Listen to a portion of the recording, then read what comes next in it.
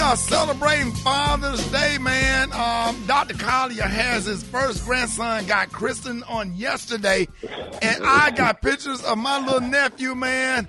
Man, I was so happy, Dr. Collier. You know, he is just handsome as he could be. Okay, all right, Rickey. Thank you so very much. Victoria was so happy to send you those pictures. And then, so he got christened yesterday.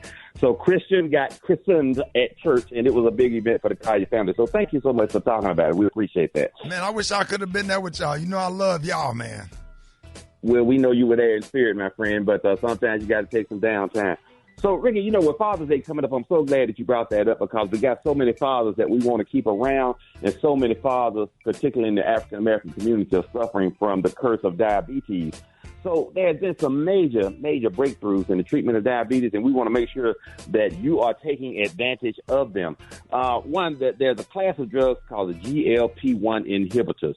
GLP-1 inhibitors, and two of them that you need to know about and know the name of, one, Ozempic, and two, Mounjaro, which is the newest kid on the block in that class group. There are others as well that are utilized strictly for weight loss. But the benefit of this class of drugs is they are very effective in decreasing your blood sugar. They are very effective in decreasing your hemoglobin A1C. Now, what the A1C is, it's a test that tells me the average of a patient's blood sugar for the previous 90 days. So oftentimes a person will come to my office, Rickey, and they'll starve themselves the day before they come in so that when I check their blood sugar, it's a good number. And they say, oh, you see, I'm taking my medicine, Dr. Collier. But then when I do the A1C, that tells me the rest of the story because it gives me their average blood sugar for the previous 3 months. So that tells me how well you've actually been doing. But these drugs are major breakthroughs. They lower the blood sugar, they lower the hemoglobin A1C, and more importantly, they literally make you lose weight. So in several studies, they got people that have lost over 25 pounds in a very short period of time. And it's a permanent weight loss, and it is a sustained weight loss. And so there are other drugs that have come out, and then people will lose weight, but over time they will gain it back.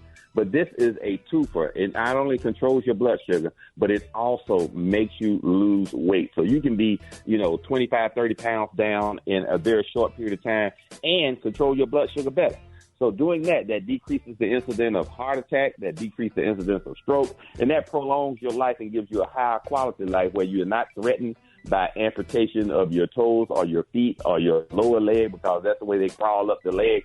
Or, again, the most common reason for death for diabetes is heart attack or stroke. So that's where we are, Rickey. Let's keep these fathers alive. It's Father's Day week, and we're going to celebrate all week keeping these fathers healthy.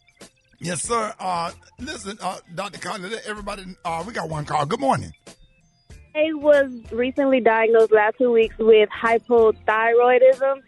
I'm currently pregnant, so I would like to know, what treatments would he recommend before I give birth? As of right now, I'm having heart palpitations, so I would like to know, what would be the best and safest way to go about that while I'm pregnant?